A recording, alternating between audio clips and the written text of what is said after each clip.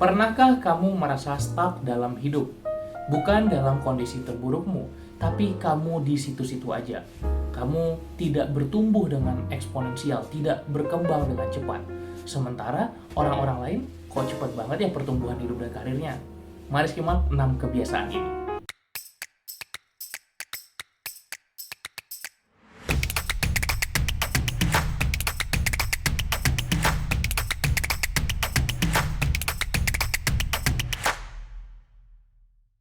Halo Sobat Pembelajar, kembali lagi di channel Pembelajar Produktif bersama aku Umar Al-Faruqi yang akan membagikan tips-tips seputar pengembangan diri dan produktivitas.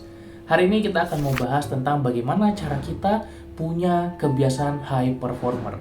Ingat, ketika kita mau mencapai kesuksesan bentuknya apapun, kita bisa mencapai itu dengan membentuk kebiasaan-kebiasaan baik. Orang-orang dengan kebiasaan baik akan lebih mudah untuk mencapai pencapaian baik pula. Nah, apakah kita sudah mempunyai kebiasaan-kebiasaan ini?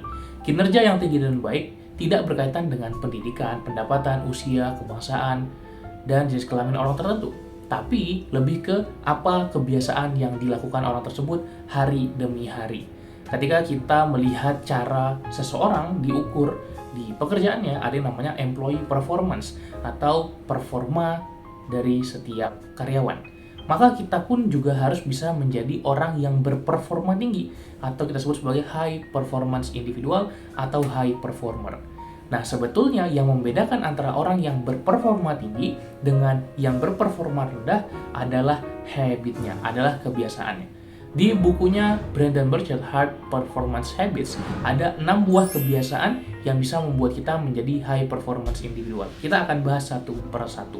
Yang pertama adalah seek clarity. Kita perlu punya kejelasan tentang kita ini ingin jadi seperti apa, kita ingin menjadi siapa, bagaimana cara kita berinteraksi dengan orang lain, apa yang kita inginkan, dan apa yang mau kita capai. Perlu punya clarity, kejelasan. Clarity gives power. Ketika kita jelas dengan apa yang mau kita lakukan, maka kita akan lebih mudah melakukannya, kita lebih mudah menjalani hari, kita lebih mudah mencapai impian-impian kita. Ketika kita memulai hari dengan goal yang jelas, maka lebih mudah untuk kita menyelesaikan hari tersebut, menyelesaikan goal-goal kita. Daripada kita tidak punya jadwal yang jelas, kita tidak punya agenda yang jelas, kita tidak punya to-do list, kita tidak punya daftar tugas, dan akhirnya kita tidak menyelesaikan tugas kita dengan baik. Jadi kita perlu tanyakan ke diri kita sendiri secara konsisten. Setiap kali kita membuat keputusan, coba pikirkan, saya ingin menjadi orang seperti apa saat saya melakukan ini? Bagaimana saya harus memperlakukan orang lain? Apa maksud dan tujuan saya? Manfaat seperti apa yang bisa saya dapatkan? Kita perlu memunculkan hal tersebut dalam pikiran kita setiap kita mengambil langkah-langkah dalam hidup. Kemudian yang kedua adalah bagaimana kita generate energy atau kita mengelola energi diri. Kita perlu memastikan ketika kita memulai hari, kita memulai dengan energi yang positif, vibrasi yang positif. Supaya apa? Supaya kita bisa menjalani hari dari pagi sampai akhir hari dengan energi yang cukup. Kita tahu sendiri bagaimana cara kita memulai hari diikuti dari bagaimana cara kita bangun. Apakah kita bangun tepat waktu, kita melakukan morning routine kita, rutinitas pagi kita mengisi pagi hari dengan hal-hal yang produktif, dengan olahraga, dengan journaling, dengan baca buku, dengan meditasi, dengan berdoa, apapun itu. Tapi kita memang perlu punya satu setidaknya morning routine atau rutinitas pagi yang membuat kita siap menjalani hari kita. Kalau kita tidak berhasil melakukannya, kita bangunnya telat, kita terburu-buru berangkat ke kantor, kita terburu-buru mau bekerja atau sekolah, dan akhirnya malah membuat kita tidak punya energi yang cukup menjalani hari tersebut. Oke, jadi kita bisa ngerasain sendiri bagaimana kita memulai hari itu akan berpengaruh ke bagaimana kita menjalani hari seluruhnya. Kemudian yang ketiga adalah bagaimana kita meningkatkan necessity atau kebutuhan. Ya, jadi kita perlu tahu apa yang membuat kita dibutuhkan.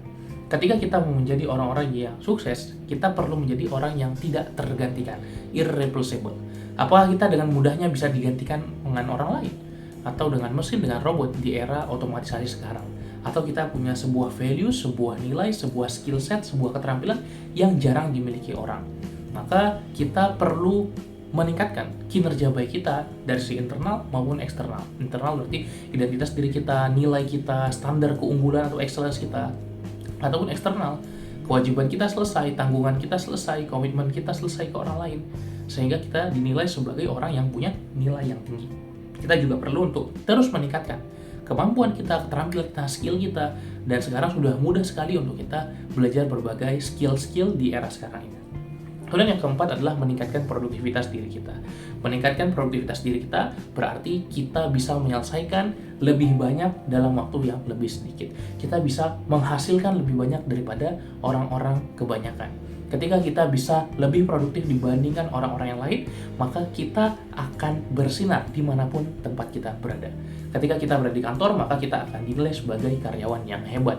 Ketika kita menjadi seorang pebisnis, maka produk kita atau jasa kita akan laku dengan lebih mudah. Ketika kita bisa meningkatkan level produktivitas kita. Oke, dan kita nanti akan bisa meningkatkan produktivitas dari dua faktor. Yang pertama adalah faktor diri sendiri, dan yang kedua adalah orang lain. Faktor diri sendiri berarti bagaimana cara kita terus tingkatkan kecepatan kita dalam bekerja, fokus kita dalam bekerja, pengelolaan energi diri kita tidak terdistraksi, itu kita bisa latih. Oke, asalkan kita mau melatihnya. Dan orang lain, bagaimana kita manage orang lain, bagaimana kita mendelegasikan tugas dengan orang lain, bagaimana cara kita berkomunikasi dengan lebih baik supaya nggak terjadi miskomunikasi dan akhirnya kerjaan nggak beres, bagaimana cara kita memanage tim kita, timeline dalam project yang kita lakukan, dan akhirnya kita produktif secara individu dan kita produktif secara kelompok juga. Kita bisa menjadi pekerja sendiri, ngerjain sesuatu hal sendiri, bisa produktif. Kita ketika ngerjain sesuatu bareng-bareng dalam sebuah tim juga produktif. Kemudian yang kelima adalah membangun pengaruh kita ke orang lain. Ketika kita mau sukses, akan sulit sekali kalau kita hanya melakukannya sendiri. Maka ketika kita terhubung dengan orang lain, bisa jadi tim kita sendiri, bisa jadi atasan kita, bos kita, atau kita lebih giat lagi dalam menawarkan value kita ke orang lain dengan cara networking. Networking itu bukan cuma punya banyak teman gitu kan, punya banyak koneksi. Iya, itu betul. Tapi tidak seluruhnya. Networking juga bagaimana kita bisa menghadirkan value, apa yang kita bisa berikan ke orang lain, apa yang kita bisa share ke orang lain. Sehingga sama-sama kita dalam tanda kutip ya sama-sama untung. Kita mendapatkan sesuatu dan kita juga memberikan sesuatu. Sebagai contoh sekarang ini aku sedang membangun influence di social media dalam ruang lingkup self development dan productivity.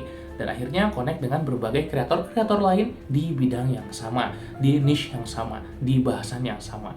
Dan akhirnya sekarang aku kenal dengan banyak productivity content creator yang khusus membahas tentang pengembangan diri dan produktivitas. Kemudian terakhir yang keenam adalah bagaimana cara kita bisa menunjukkan bahwasanya kita mampu dan berani. Kita bisa menyampaikan ide-ide kita dengan baik. Kita bisa memberikan gagasan kita dengan lugas. Bukan malu-malu menyampaikan ide kita. Oke, jadi ketika kita menunjukkan keberanian diri kita, bukan hanya membela diri kita, tapi juga bagaimana kita berani menantang status quo, kita berani mempertanyakan apa yang sedang terjadi, kita berani mempertanyakan sebuah sistem yang mungkin nggak works dan kita bisa memunculkan solusi dan inovasi baru. Oke, jadi itu dia 6 cara ya, atau 6 habit, 6 kebiasaan yang bisa kita lakukan untuk menjadi individu atau orang yang high performance, orang yang berperforma tinggi. Yang pertama, jelas mau ngapain, harus punya goal. Yang kedua, manage energi dengan baik. Yang ketiga, kita tahu kebutuhan orang lain terhadap diri kita apa, kita punya value. Yang keempat, tingkatkan produktivitas. Yang kelima, kita membangun pengaruh ke orang lain. Dan yang keenam, kita berani menunjukkan keberanian atau keunggulan tadi kita bisa tampilkan, kita berani menyampaikan sesuatu. Dan dengan 6 itu, teman-teman, kamu bisa menjadi orang yang berperforma tinggi dan insya Allah kita bisa jadi lebih sukses ke depannya karena inilah poin-poin yang bisa membantu kita meningkatkan karir kita. Oke, semoga kamu bisa mendapatkan yang terbaik dalam hidup dan karir kamu dan kamu bisa belajar dari video ini. Jangan lupa untuk like, comment, dan subscribe dan bagikan video ini ke teman-temanmu. Sampai jumpa di video-video lainnya. Salam pembelajar.